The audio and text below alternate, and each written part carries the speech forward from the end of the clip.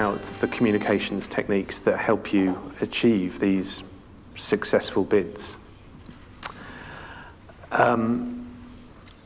There are 7 that I've identified. They're in the book as well. It's the same 7, and I think the point I'd like to emphasise most of all is please don't think that these only apply to very high-end presentations delivered by prime ministers or kings and queens or superstars. They don't. These principles apply to everyone. These principles apply to you giving a speech at your graduation, a speech at your wedding, an address to your class at high school. You know, in a way, they apply to how you cultivate your online persona on LinkedIn or Twitter or whatever else. You have to follow the same principles of good communication. So let me start. There's 7 of them, and we'll go through them each. I've got a couple of films. Do the math. Take a scientific approach. Don't think that you can freelance, you can wing it, that you can throw something together and that it'll all be okay. You need to plan out who will speak first. Odd numbers always work better than even numbers. For some reason, which is a well-known communications technique, some people think it's based on the idea that pillars that we built the campaign on: delivery, celebration, and innovation.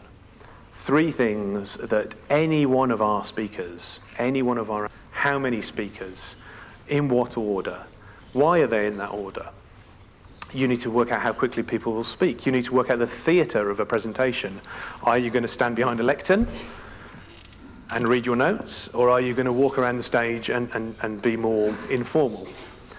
You have to take into account all of these elements that will give your presentation character and a style and make it look professional. Secondly, know your audience. Absolutely vital that you understand who it is you're talking to, why it is they are listening to you, what it is they expect you to address, and how you can help them. The biggest single mistake I think that any presenter or presentation team can make is becoming very self-absorbed, because you're the ones producing the content, because you're the ones selling the product, because you're the ones thinking. You start to look inward and you think about yourselves, and you forget that the most important people in this room or in any room is the audience. The success of my presentation is not down to me, it's down to me engaging with you. It's making sure that you come away from it thinking that I've done a good job and that you've learned something, rather than me thinking, well, didn't I do well? So knowing your audience is absolutely crucial. Third is make an impact. I'm going to try this again. Does anyone know who this is?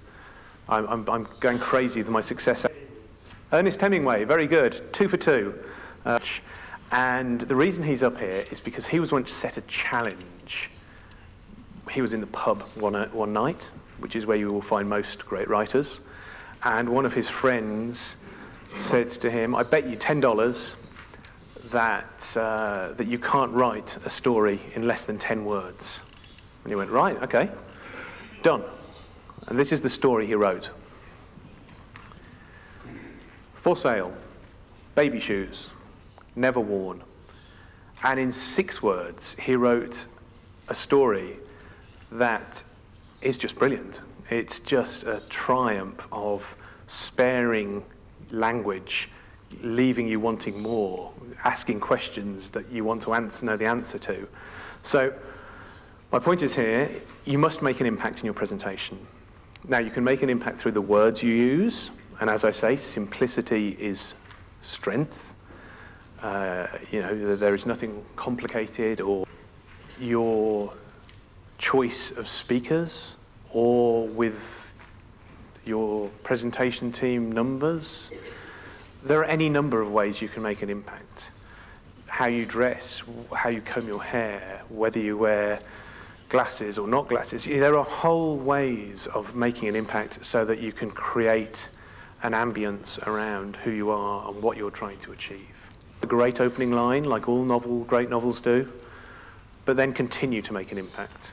Remember that you will lose your audience on a regular basis. They will drop off as you talk in a similar way. So use a visual trick to make them come back to you. Do something crazy, you know, throw the prompter in the air, which I might do. Anything that gets people the attention again.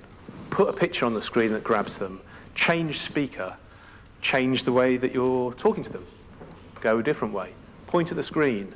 There are a whole range of ways that you can do to re-engage the audience without boring them. Again, it comes back to performing and realizing that you're trying to entertain as well as inform. Be visual.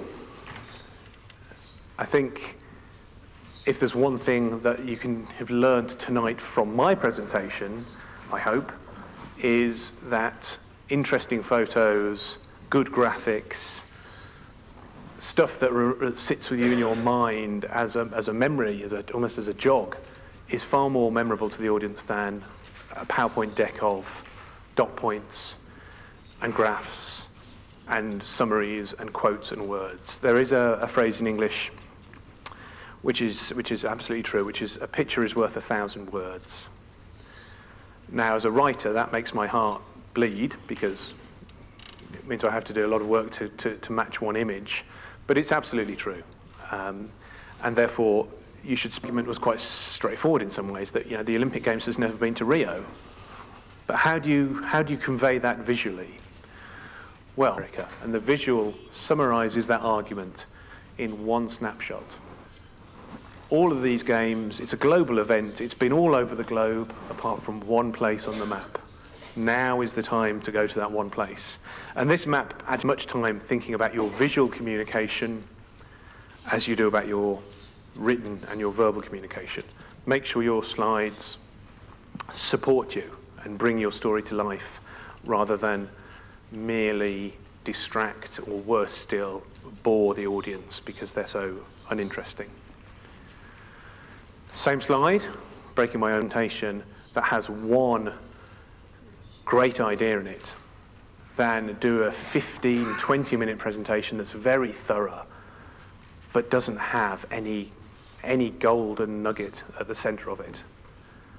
You know, you can be very thorough and you can be very professional, but without that point of view, without that understanding of what your audience wants to hear, and then reflecting something back to them that gives them some traction, some engagement, it becomes very difficult. Having an opinion.